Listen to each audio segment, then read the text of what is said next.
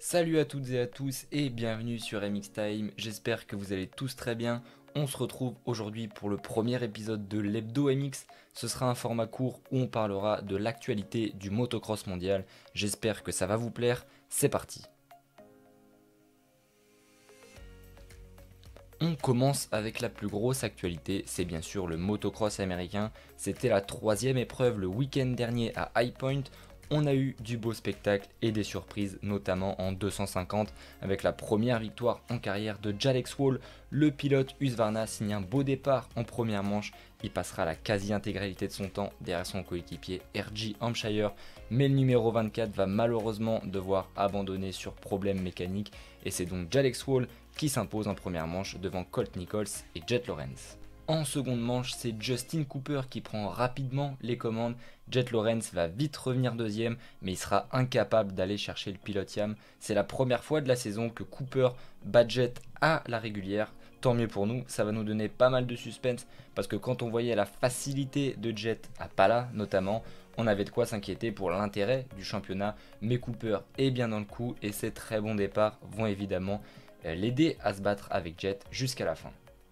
Derrière les deux leaders, on retrouve le vainqueur de la première manche, Alex Wall, qui avec ce 1-3 va remporter le premier outdoor de sa carrière. Ça fait super plaisir pour lui. Petite réserve, néanmoins, à chaque fois qu'on le voyait à l'écran, il était à la limite, il faisait pas mal d'erreurs en mettant énormément d'intensité. Tant mieux pour lui, ça a tenu jusqu'au bout. On verra s'il confirme dans 15 jours à Redbud. Dans tous les cas, grosse perte de Alex Wall ce week-end. Si Alex Wall nous a fait une grosse impression en 250, que dire de Dylan Ferrandis en 4,5, 7ème au départ dans la première manche. Il va remonter et va profiter des erreurs de Roczen et de Sexton pour finir deuxième de la première manche, derrière un Adam Cianciarulo très solide qui se sera néanmoins fait une petite chaleur en chutant dans le dernier virage du dernier tour avec un retardataire. Heureusement pour lui, aucune place de perdu. Dans la deuxième manche, gros spectacle avec tout d'abord un bon départ d'Eli Tomac, premier départ correct en 6 manches pour lui. Et on voit un tout autre pilote, beaucoup d'agressivité, il va déposer Cianciarulo et il va aller chercher sa première victoire de manche en outdoor cette année. Derrière, on retrouve le duel Ferrandis-Roczen qui va nous tenir en haleine jusqu'à la fin. On voit un excellent Roczen qui était moins bien parti que Ferrandis et l'Allemand va réussir à doubler Dylan avant que le Français ne lui rende l'appareil dans le même tour. Les deux hommes fondent sur Cianciarulo qui va baisser physiquement en fin de manche.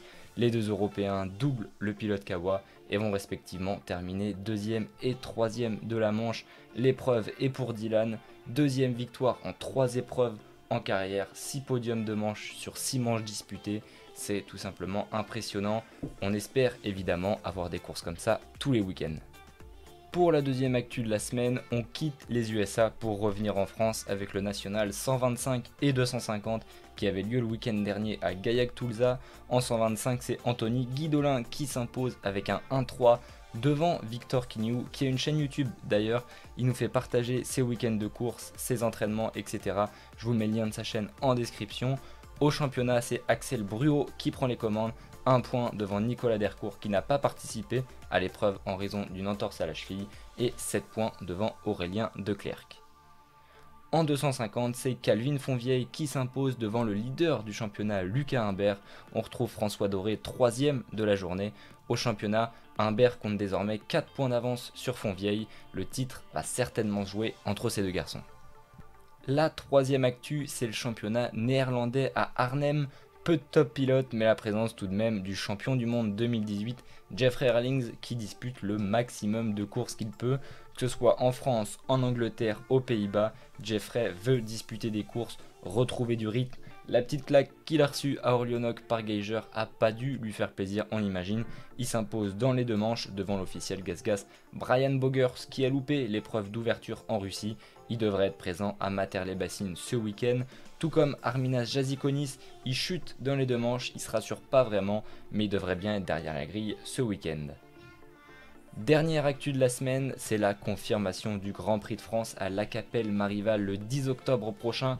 Super nouvelle pour nous, fans français. En 2020, la pandémie nous avait privés de l'épreuve de Saint-Jean d'Angély, mais cette année, le Grand Prix de France aura bien lieu sur un circuit connu des top pilotes européens, puisque les Masters de La Capelle ont habituellement lieu juste avant le début du MXGP. Toujours un beau plateau là-bas et on a déjà hâte de voir ce que ça va donner. L'Hebdo MX, c'est fini pour cette semaine, j'attends vos retours dans les commentaires. Si la vidéo vous a plu, n'hésitez pas à liker, commenter, partager et à vous abonner, ça me fait super plaisir et ça fait avancer la chaîne. Moi je vous dis à la prochaine, salut!